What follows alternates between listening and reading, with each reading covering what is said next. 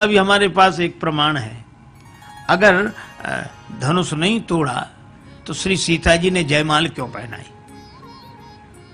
जयमाल तो उसी के गले में गिरेगी जिसने जय का कोई कार्य किया हो। सखियां बोली अच्छा ये भाषा का भेद है। कहा कैसे? सखी कहें सौमित्र जू छाणो वृथा विचार, और जाहे कहत जयमाल तुम ताहे कहत हम हार। श्री सीता जी ने राम जी को पहनाई वो जयमाल है कि हार? का हार है ये कैसे माने? बोले तभी तो श्री राम जी ने भरी सभा में सिर झुकाकर स्वीकार की। हार ही तो सिर झुकाकर स्वीकार की जाती है। तो ये धनुष टूटा कैसे? सखियां बोली हम बताओ। हाँ बताओ। कौशिक मुनि के जंतर मंतर, मां गिरिजा के बानी, प्रेमी जन के मंजू मनोरथ, पुनि मिथिला के पानी। विश्वामित्र जी की झाड़ फूंक, यंत्र मंत्र, माता गौरी का आशीर्वाद और प्रेमियों का मनोरथ और जनकपुर के पानी का भी तो असर है। एक एक मिथिला के वासी, सकल सुकृत के राशि, सकल पुण्य संकल्प कर दिए सकल जनकपुर वासी। सबने अपने पुण्य समर्पित कर दिए। और राम जी एक बात बताएं, हाँ आप धीरे धीरे क्यों जा रहे थे धनुष तोड़ने? लक्ष्मण जी बोले स्वभाव है राम जी का धीरे धीरे चल। नहीं नहीं सो बात नहीं। राम जी सोच रहे थे जब इतनों से धनुष नहीं टूटा तो हमसे भी पता नहीं टूटता है कि नहीं टूटता है। तो ये धीरे धीरे जा रहे थे, और धीरे धीरे इसलिए जा रहे थे कि अभी भी कोई कह दे के रहने दो। बीच में कोई कह नहीं रहने दो, आप रहने दो, आप मत जाओ धनुष तोड़ने। पर किसी ने कहा ही नहीं। राम जी बहुत धीरे धीरे गए पर किसी ने कुछ नहीं कहा। अब धनुष के पास ही पहुंच गए।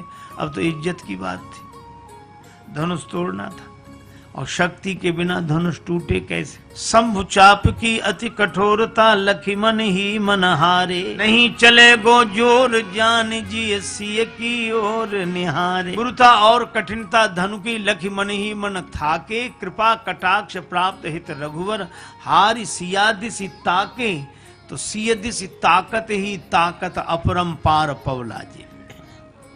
श्री सीता जी की ओर ताकते ही ताकत मिल गई। तो राम जी ने तो छुआ है धनुष, तो श्री सीता जी ने ही तोड़ा है। और तभी तो लिखा राम बरी सी भंजे चापा का। इसका अर्थ है राम जी ने विवाह किया श्री सीता जी के साथ धनुष तोड़कर। बोले वो अर्थ होगा, लेकिन जना हम लोगों का अर्थ अलग है। का क्या अर्थ है? का राम बरी, राम जी तो इस मामले से बरी हैं। सी भंजे चापा, श्री सीता जी के कारण धनुष टूटा। अब आप ये देखो, तब आपको जनकपुर ससुराल मिली। इसलिए मिथिला के माली भी कहते हैं आप श्री सीता जी की जय बोली तब बगीचे में प्रवेश मिलेगा। भैया मुस्कुराते हैं। चौंदी से चितई पूछ माली गण, लगे लैन दल फूल मुदित मन।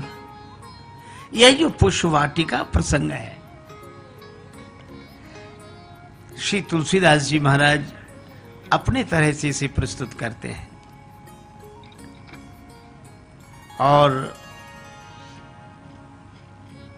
इस प्रसंग पर श्रीमद् भागवत के एक प्रसंग का पूरा प्रभाव है,